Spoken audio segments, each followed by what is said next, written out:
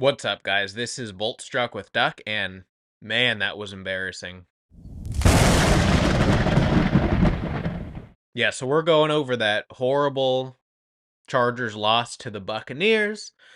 Just, yeah, I mean, got, punched in the mouth. It was one of those games where it was like super close until it wasn't, but then you look at the box scores and you're like, the Chargers shouldn't have been in that game. They got outplayed, outcoached. That was the first game in a long time, first Chargers game in a long time that I didn't finish. Granted, I, left with like 2.5 minutes left. The game was over, but I always finish Charger games because I say this a lot, and I guess, yesterday it wasn't true, that the Chargers don't blow teams out. They don't normally get blown out. So it's like, what was that? I don't understand. It's like, not to make it about the Chiefs, but it's like, you fight really hard, should have won a game against a what now 12-1 Chiefs team, and then you get punched in the mouth by Baker Mayfield and Todd Bowles. Like, no disrespect to Baker Mayfield. I've been higher on Baker Mayfield than pretty much anybody, since he started. But obviously he's not Patrick Mahomes. The Buccaneers aren't the Chiefs. Todd Bowles isn't Andy Reid.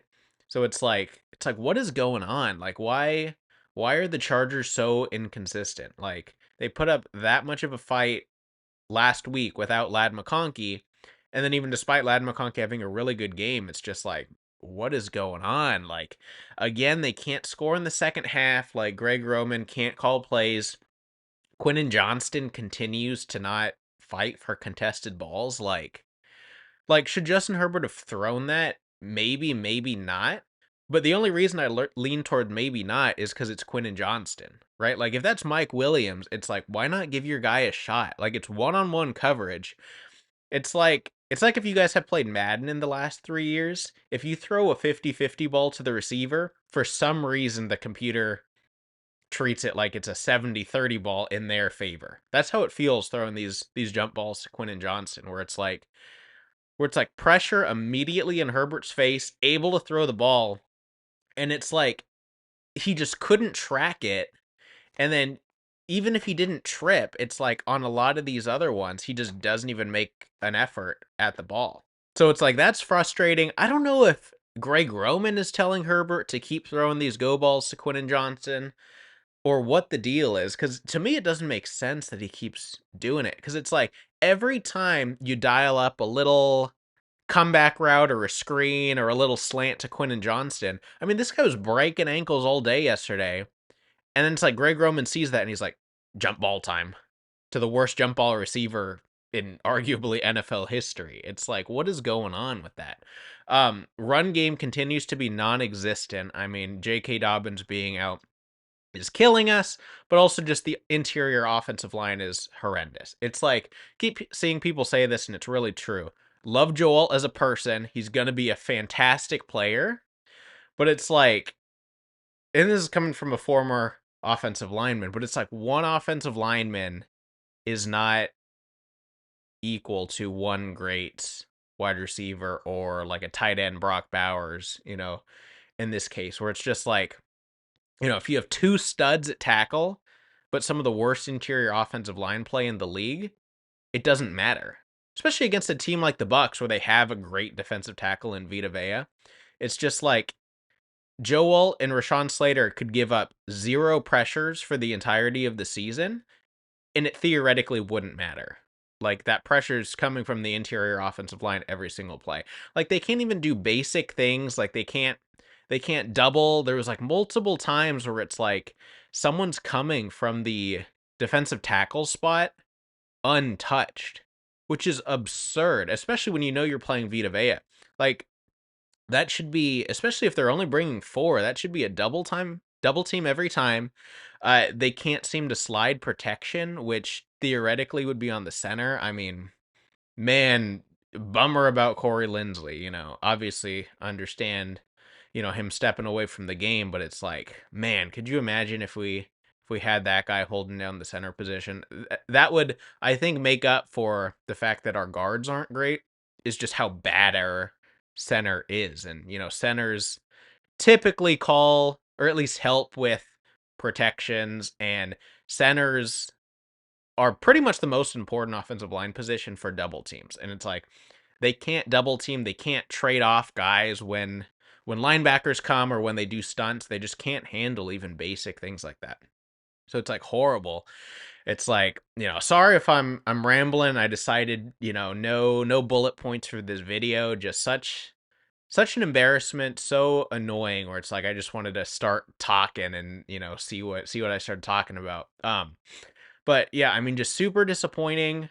Oh, and back to that Quentin Johnson catch, ruining the Herbert streak, where it's like, again, it's like at the very worst, that should have been QJ jump up incomplete. Like that, yeah, I mean, that's ridiculous. I mean, I don't know what this team does. Clearly, the offense lacks firepower.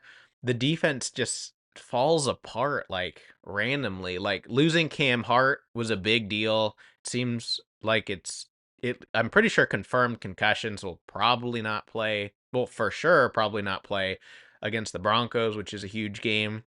Tarheeb still, a lot of people are going to get mad at him. He gave up that long touchdown to Mike Evans. Might have been on him the other touchdown, not too sure. But honestly, when you can't stop a team, you need to be gutsy, right? You need to ball hawk. Because, right, that's the duality of a ball hawk corner. If you miss the ball hawk, you're giving up a long touchdown. In my opinion, if you're not going to stop them anyways, what's the difference between letting them dink and dunk all the way down the field and at least trying to jump routes? Because he did get that pick earlier in the game. To me, the defense has to be more aggressive.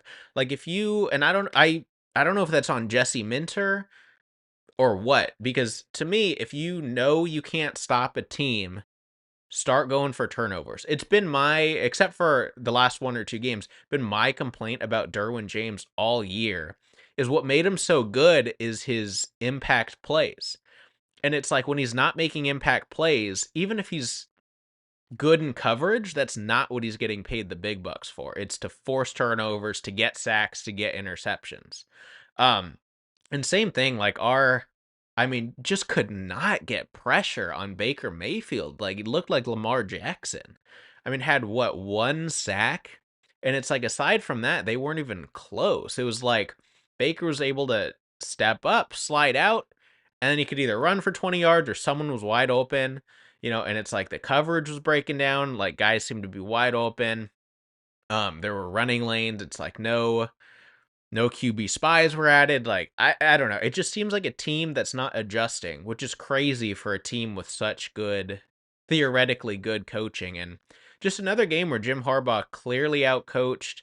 Again, seems like his game management is a little rusty. Like, again, another could have either went for a 60-yard field goal, went for it on fourth, or punted. They punt with I'm going to say the worst punter in the league for a net gain of like 21 yards against a team that you couldn't stop anyways. And so it's like, which by the way, with J.K. Scott, not only does he not have a leg, but can he not aim the ball? I've never seen him kick towards the sideline. It's like his leg can kick the ball 40 to 55 yards straight. He can't take leg off of it. He can't add leg on. He can't kick left. He can't kick right. I mean, ridiculous. It's just, luckily most of the other games went the Chargers' way. So I don't even care about seeding. If you're going to win a Super Bowl, who cares if they play the Bills round 1, round 2, round whatever? Make it to the playoffs. Take 2 games. You got the Raiders, you got the Broncos, you got the Patriots. 2 out of 3 is very doable. So go do it.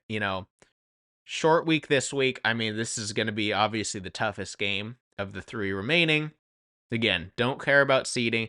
Just get it in the playoffs.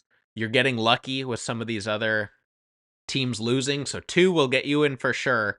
I mean, bare minimum 1 and some help will get you in. And then it's like, coaching got to figure it out by the playoffs. But that's about it. If I missed anything from the game, it's probably just because I'm, in a ranting mood. But let me know your thoughts down below. I mean, how is this fixed for this season. I think the future is bright. This is the worst roster of the Jim Harbaugh era. He's going to be the worst at coaching this year, theoretically, of the rest of his contract. So, not worried about the future. But this is a year where, you have Justin Herbert, you can compete. They're still in the playoffs as of now. So let me know what you think needs to change down in the comments below. Make sure to like the video, subscribe for more Chargers content, and I'll see you guys in the next one. Thanks.